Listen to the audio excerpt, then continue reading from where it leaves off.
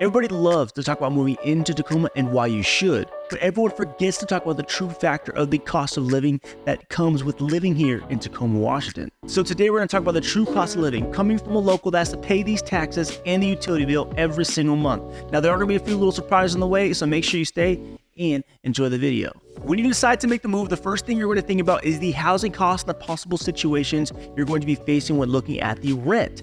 Now for the average rent, let's compare Tacoma to Seattle. You're looking for a 2-bedroom apartment here in Tacoma. The average cost is going to be around $1,800. Now of course that's going to be a lot better in comparison to Seattle, where you're going to be spending on average of $3,000 a month. Now of course these prices will vary in terms of the certain locations and where you're going to be if you're going to be closer into the city and further out. But of course this is going to be almost baseline in comparison to what you're going to be paying on a month-to-month basis. Now let's bring it back to reality, and that reality is going to be bills, everyone's favorite, and that's going to be more specifically utilities and internet. Now if you have kids yourself or you're a gamer or how have you, you need good internet, and it's very obvious because everyone's streaming anyway. With that, I personally have Xfinity and I pay around $130 a month when it comes to a gigabit per second.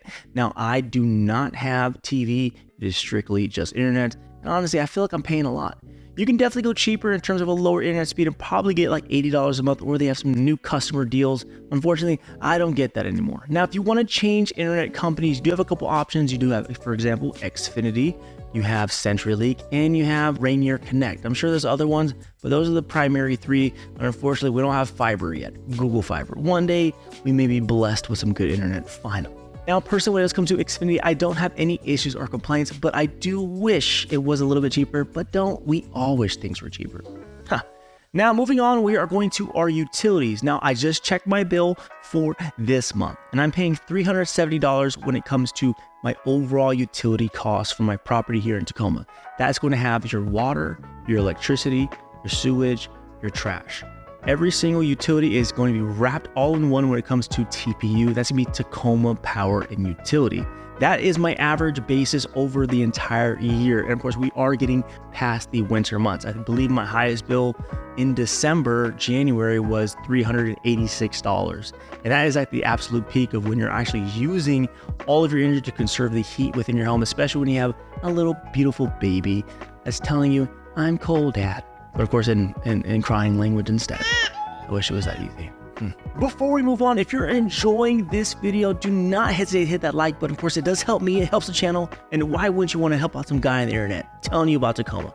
I don't know. Well, let's get back to it. To bring utilities in full circle, let's take it in comparison on what everyone else is paying for utilities. Now you have my number of $370 a month. This is going to be like a 2,300 square foot home, 5 people.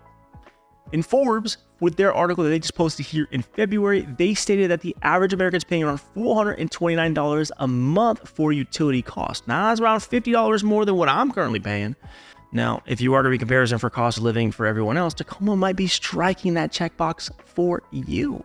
Now, in order to pay all these bills, most of us have to have some types of transportation to actually go from one place to another to make this money. And luckily, Tacoma does have some options for you if you don't have a vehicle. The cost for a fare to utilize the bus in Tacoma is going to be sitting at $2. In comparison, if you are going to be utilizing it rather a lot, your monthly cost that you can get is going to be $72 to utilize the bus system. Now, if you are going to be above 65 and older, they do offer a discounted monthly pass of $36 in comparison to almost double the price for someone that is going to be 64 and below. In Tacoma, they do offer a light rail system. If you try and wonder what a light rail is, just think of a train. With this light rail system, the average cost, depending on distance, you can be sitting around $225 to $350. And of course, you do have a day pass that's good for however way you have to go if you're traveling up north to Seattle for work and commuting back down, because some people do not want to deal with the traffic of I-5 and the issue of trying to find parking, as tough as it can be in Seattle. Now, if you own a vehicle and you live in Tacoma, the cost associated with that is going to be as follows. If you are going to be getting unleaded gas,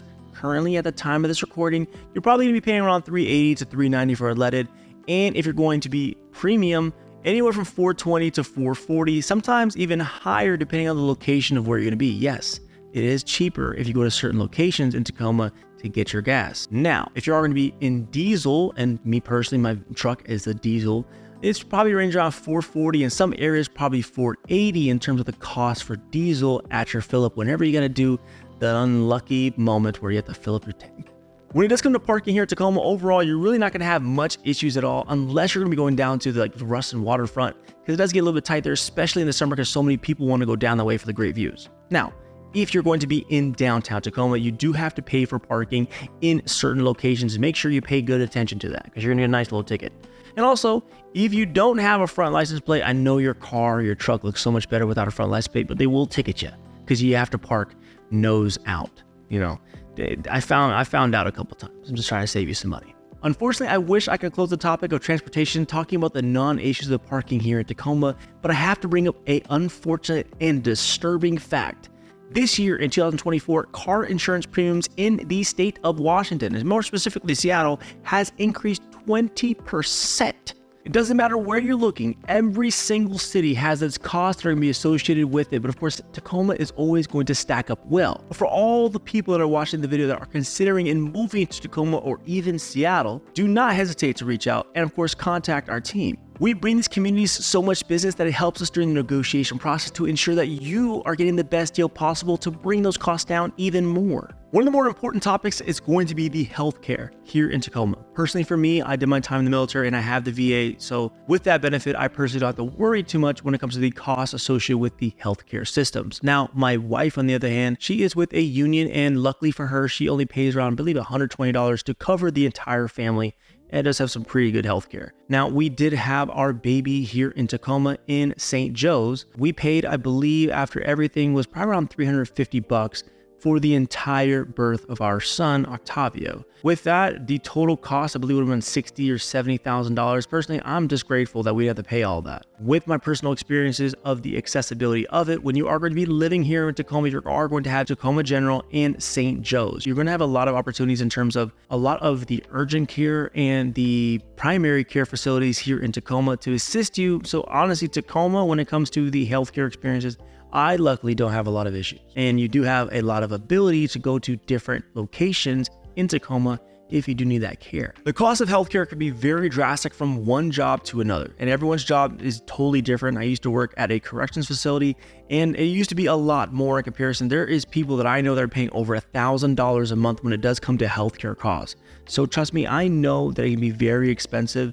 And the cost of healthcare, it can make or break you in terms of what people are paying. The cost of healthcare in general, especially in Tacoma, can be very different from one person's paying to another. I have a couple friends, they pay over $1,000 a month to cover themselves and their family. My family, we have a different type of system they go through in terms of being in union or VA. So luckily we don't get the burden of the medical system upon us. There's some special moments in life where you find things to be very unexpected, and unfortunately, sometimes these unexpected occurrences as an adult cost you money.